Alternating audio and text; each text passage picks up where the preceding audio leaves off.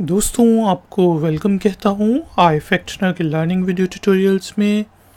ये जो video tutorial है इसका टाइटल है confusing words in English part number 5, जिसमें हम इंग्लिश के ऐसे वर्ड्स को बोलना सीखेंगे, यूज़ करना सीखेंगे, उनके मीनिंग को सीखेंगे जो हमें कंफ्यूज करते हैं और जिनकी वजह से फिर हम ना तो अच्छी तरह से इंग्लिश समझ सकते हैं ना ही अच्छे तरीके से बोल सकते हैं।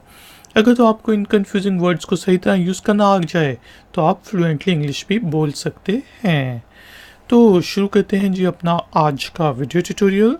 आज का पहले पेयर ऑफ वर्ड्स हैं ऑफ कोर्स, OF और COURSE कोर्स, और of course OFFCOURSE of course. जो पहला वाला ऑफ कोर्स है उसका मीनिंग होता है श्योर। जिससे आप कहते हैं यार आप मेरी मदद कर सकते हो, तो मैं कहूँगा of course I can help you, बिल्कुल मैं आपकी मदद कर सकता हूँ। जबकि ऑफ OFF ऑफ कोर्स का मीनिंग है कि जिससे आप किसी गाड़ी पे जा रहे हैं, बस पे जा रहे हैं और वो रास्ता अपने जो प्लान रास्ता है उससे कहीं और निकल जाए तो वो उस मतलब कोर्स से हट गई, उस रास्ते से हट गई, तो उसको फिर हम कहते हैं ऑफ कोर्स। तो पहले वाले OFCOURSE ऑफ कोर्स का मतलब होता है श्योर। ये इनफॉर्मल वे होती है श्योर कहने की, बिल्कुल कहने की। और दूसरे वाले ऑफ कोर्स का मीनिंग है प्लान रास्ते से, प्लान्ड, मैं लिख देता हूँ, प्लान्ड रास्ते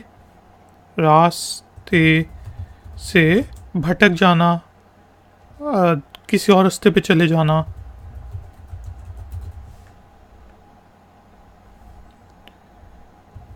अब हम बनाते हैं कि जिससे मैं कह सकता हूँ ऑफ कोर्स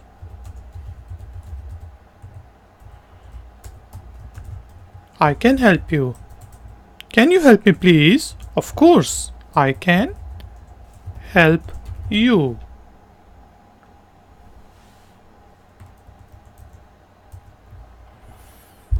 और OFF ऑफ और COURSE ऑफ कोर्स को यूज करते हैं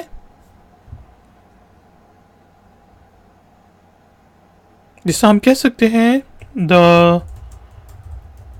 plane was off the course. ऐसा कर सकते हैं the plane was delayed because it was off the course. Plane जो जहाज है उसको देर इसलिए हुई क्योंकि वो प्लान वाले रास्ते से नहीं आया, वो किसी और रास्ते से आ गया, यानी कि पायलट या फिर कोई सिस्टम में मसले की वजह से वो जो उसका कोर्स था, जो उसका पाथ था, उसके प्लान पाथ से नहीं आया, कहीं और से होके आया है।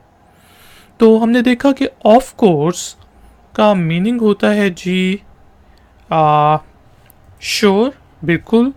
जबकि of course OFFCOURSE of course का मीनिंग होता है प्लान रास्ते से भटक जाना, अलग रास्ते से आना। आगे जो हमारे पास वर्ड्स हैं वो हैं प्रैक्टिस और प्रैक्टिस। ठीक है जी,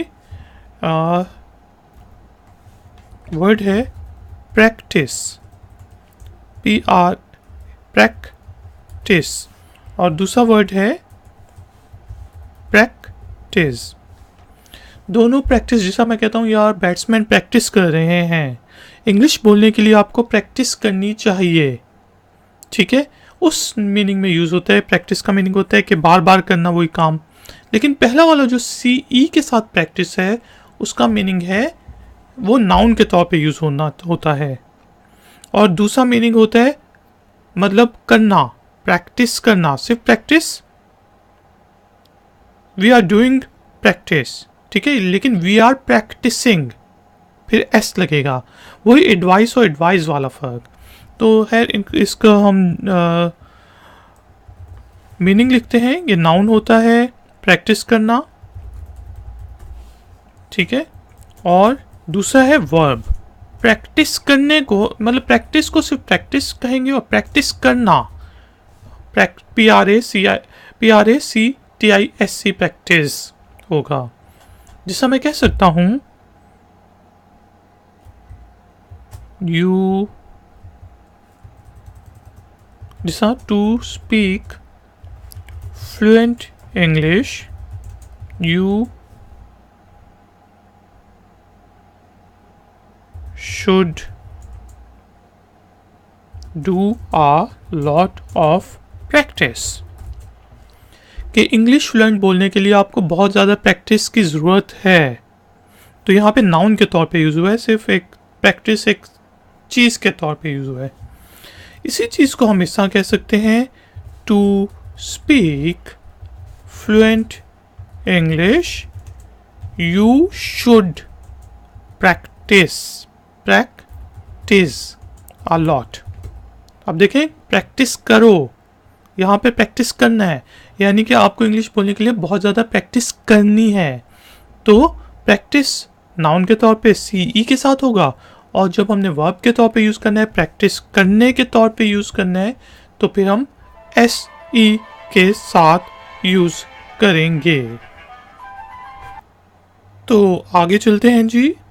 आगे जो हमारे पास पेयर ऑफ वर्ड्स हैं वो हैं प्रिंसिपल और PRINCIPAL प्रिंसिपल, और दूसरा है जी, मैं थोड़ा नीचे लिखता हूँ इसको, प्रिंसिपल PRINCIPLE प्रिंसिपल। अब पहला वाला जो प्रिंसिपल है ए के साथ, जिस तरह कॉलेज का, स्कूल का, यूनिवर्सिटी का हेड होता है, उसको प्रिंसिपल कहते हैं। ठीक है, जिस तरह मैं उस स्कूल का प्रिंसिपल हूँ, मेरे स्कूल के प्रिंसिपल का नाम ये है, या फिर प्रिंसिपल मेन को भी कहते हैं। ठीक है जी, कोई भी मेन चीज़ हो, जिस तरह हम कह सकते हैं कि ये जो मार्केट है यहाँ की प्रिंसिपल मार्केट है, यहाँ की मेन मार्केट है, सेंट्रल मार्केट है। इसके अलावा प्रिंसिपल, जो दूसरा प्रिंसिपल है PRINCIPLE प्रिंसिपल, उसका मीनिंग है असूल, कि मैं अपने असूलों के मुताबिक ज़िंदगी बसर करता हूँ। ठीक है, यह मेरा असूल है कि मैं सुबह जल्दी उठता हूँ। उस सेंस में फिर हम प्रिंसिपल को PRINCIPLE प्रिंसिपल को यूज़ करते हैं। इसके अलावा जो PRINCIPL प्रिंसिपल है, वो जिस बैंक में आप इंटरेस्ट लगता है ना एक बेसिक अमाउंट के ऊपर, उसको भी हम, इंटरेस्ट को भी प्रिंसिपल कहते हैं, प्रिंसिपल अमाउंट।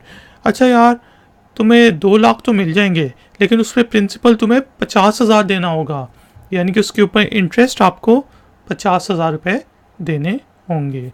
तो उस सेंस में हम प्रिंसिपल को यूज़ करते हैं।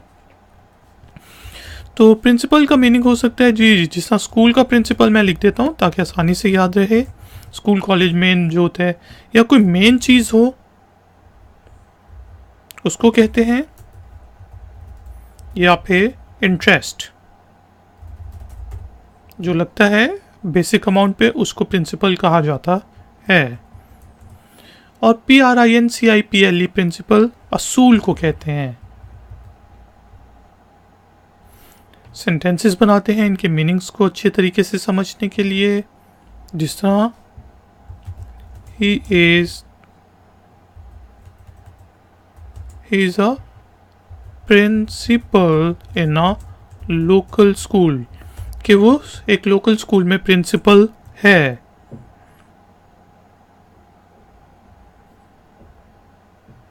और इसी तरह कह सकते हैं हम, जिस तरह this is the principal area of this city, कि ये इस शहर का मेन एरिया है। This is the principal area of this city. और तीसरे मीनिंग में, इंटरेस्ट के मीनिंग में, the principal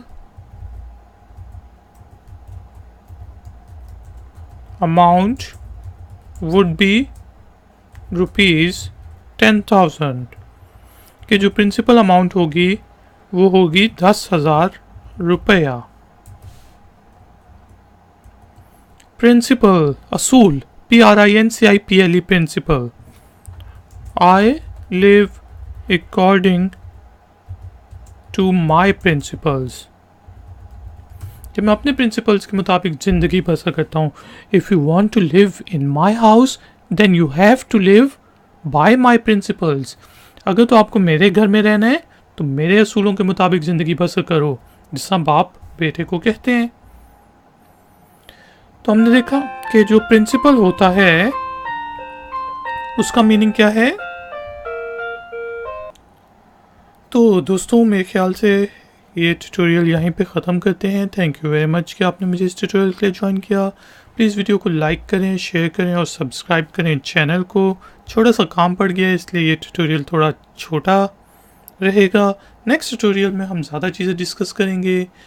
thank you very much. मिलेंगे एक और नए ट्यूटोरियल में। Until then take care, keep learning, keep enjoying. Good day.